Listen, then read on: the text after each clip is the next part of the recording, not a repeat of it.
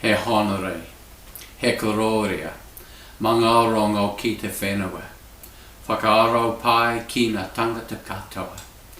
Tēnā koutou, tēnā koutou, tēnā tātou katoa. Greetings everyone. By the time I came to year 26 in my last parish appointment, I wasn't doing just my job in farewelling parishioners. I was honouring and burying my friends. These people we're acknowledging today are those that have journeyed with us. Some we've enjoyed, and others perhaps not so much. Yet they've all made up the richness of our community and have shaped who we are today. There are those we've known long. I'm aware that Jeanette Gibson, who passed just over a couple of months ago, the wife of Colin Gibson. Jeanette was a gentle, sweet soul in my experience, part of the parish that sent me off to Trinity College 38 years ago.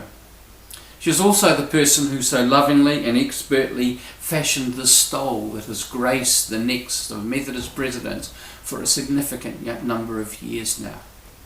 Her love, her work continues to bless us all. And there are those that we've known for a short time. For me, such as Norman Gorham, whom I really only met in his dying months, yet in whom I discovered something of a kindred spirit. And I know that I and others will continue to be enriched by his life, his love, and his memory.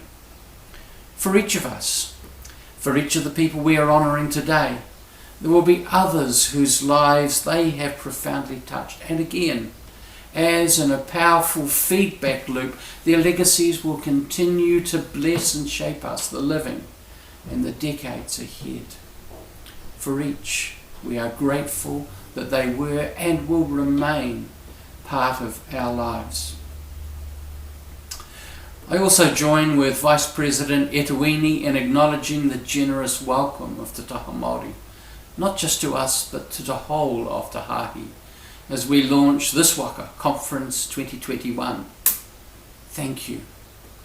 We recognise that these are unusual times and are grateful for the flexibility shown in adapting tried and true customs to changing circumstances so that we can start our conference, howbeit an online one, in the most life-giving way possible. Again, thank you, thank you, thank you. It's my joy too to respond on behalf of the whole church. We start our conference with a measure of uncertainty, yet also of confidence. We have never been this way before. We have never done it this way before. Yet the story of our lives tells us that nothing ever catches God by surprise. And that as we lean in with faith, with trust that the God who has journeyed with us in the past will continue to journey with us in the present as it unfolds one day at a time. My prayer is that this conference will do more than simply go through the motions of processing the business of the church. That we will consistently be asking the question which is specifically mandated for the Council of Conference in the law book, yet needs to be owned by all of us. What is God saying to us now? Even if we're not asking the question out loud, though I believe we need to learn to more frequently ask that question out loud. If we can allow the question to quietly whisper in our hearts, what is God saying to us now? We need to recognise afresh that this is God's church, that the ministry that we share together is God's ministry, and that the world in which we live is God's world, a world that God loves beyond death and is profoundly committed to. He honore, he kororia,